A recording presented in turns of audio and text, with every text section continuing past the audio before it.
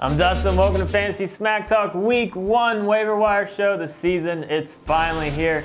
Plenty of people to talk about, and this is just a portion of the list. If you want to see the full list, you can click on the link in the description or in the card, take you to our website, show you the full list. Also, another thing you can click on, if you want your own Smack Talk shirt now, between now and September 11th, we're running our shirt promotion for DraftKings. Click on the link in the card or the description, follow the directions. You got to click on our link, sign up for DraftKings, deposit $5 or more, and enter a cash game between now and September 11th, and we'll send you a Smack Talk shirt. And Brent will have his video in a couple of days giving you some value plays that you can play in your DraftKings lineup so we can help win you some money. So get into that. Let's talk about must-add all leagues running backs. Spencer Ware, the very first guy I want to talk about. Jamaal Charles owners, you have to have Spencer Ware, and there is legitimate cause for concern here. I mean, Jamaal Charles got hurt about 11 months ago. He should be healed by now. I mean, the typical recovery time now seems to be about 8 months for an ACL. I know it varies a little bit, but that tells me that he either maybe had a second procedure done and he's not ready from that, or he had a setback and they're trying to see if he can, prevent from having to do a second procedure, kind of like the Dion Lewis situation. Something's going on. We don't know the full story with Charles, but if you own Charles, you need to get Ware. It's as simple as that. Charkandrick West will probably factor in a little bit, but Ware seems to be the guy to own. Charles Sims is another guy I think it needs to be owned in more leagues, only owned in 55% of leagues. I know he's more of a PPR guy, but he still totaled more than 1,000 yards last year. So even in standard leagues, he has value, and I very much compare it to the Cincinnati situation, with Martin and Sims compared to Hill and Bernard. If Bernard or Martin goes down, or if Martin or Hill goes down, even though the other guys are more PPR guys, they are going to get a boost in value. And if Martin goes down, I think Sims has a ton of value. And even if he doesn't, he's a great guy to have on your bench, get you through some bye weeks. And he has a big upside if Martin goes down. I mean, I think Sims is getting a little bit disrespected. They're going to get the ball in his hands. You can say a lot of the same stuff I said about Sims about Bilal Powell. He's out there with the Jets, only on about 45% of leagues. I know Matt Forte is the guy. They brought him out there. He's going to be, the first guy touching the ball. But Bilal Powell, when you look at how he ended last year, he did some really good things for the Jets, and they're going to get the ball in his hands. I mean, the Jets just brought him back. They re-signed him to a deal that was very similar to Matt Forte's. They are going to find a way to get the ball in his hands. I think even in standard leagues, he's a decent guy to have on your bench. Let's talk about James White. He's on less than 20% of leagues. And yes, he is more of just a PPR league type guy, but even in like half-point PPR leagues, I think he could have value right out of the gate. I think they're going to be doing a lot of checkdowns until Brady comes back. I think James White is going to be heavily involved. When you look at what he did last year after Dion Lewis got hurt, he was averaging about 5 catches a game. James White is getting disrespected. He needs to be owned in more leagues. I know he's, Dion Lewis will be back at some point. We'll see what happens when that happens. But for now, pick him up, use him, get yourself out of the gate with a solid start in PPR leagues, because I would not be surprised if he's a top 15 running back in full-point PPR leagues after the first, 7 games or so. I mean, I think he has that type of upside in PPR leagues. He needs to be owned in more leagues. Let's talk about the Ravens situation here for a second. I mean, it's a mess.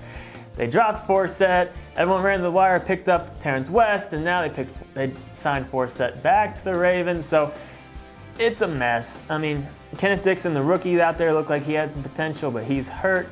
But the guy that I think that has the most consistent value, especially in PPR leagues, is Buck Allen. I mean, I think he could easily have 40-plus catches again this year. I think no matter who ends up getting the early down work, I think he'll still have a consistent role in the passing game. I mean, in PPR leagues, I'm leaning towards, maybe owning Buck Allen even over Forsett. It's hard to say at this point, but just keep a close eye on that situation. Obviously, week 1, but I don't mind picking up Buck Allen in PPR leagues. Let's talk about some wide receivers. We'll stick with the Ravens. Kamar Aiken, only owned in 65% of leagues. He had a very productive rookie year, and I know, Perriman's back now. He's still battling injuries. They got Mike Wallace. They got Steve Smith.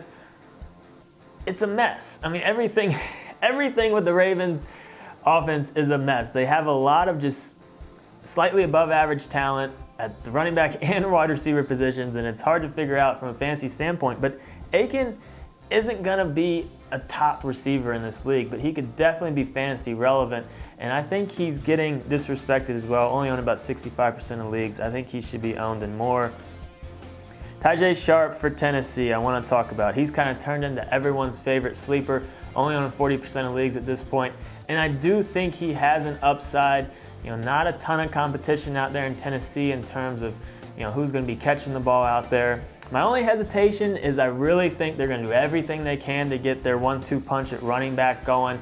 But I do think Sharp is worthy of a bench spot in a lot of leagues just until we see how this works out for that offense. I mean, that offense could be headed in the right direction.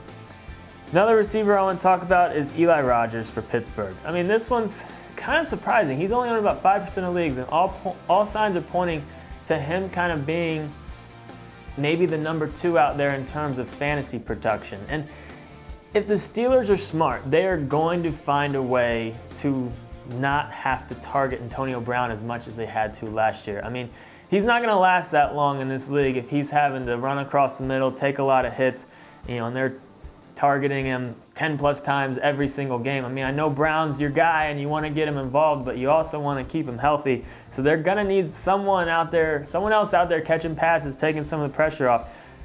It could be Coates, it could be Rogers. I don't really think it's Wheaton long term, but if it ends up being Rogers, you're going to be happy that you have him on your team. I mean, again, just a high upside guy. I mean, if you have like Vincent Jackson on your bench, who I think could have a decent year, but you look at your lineup, would you ever start him other than bye weeks?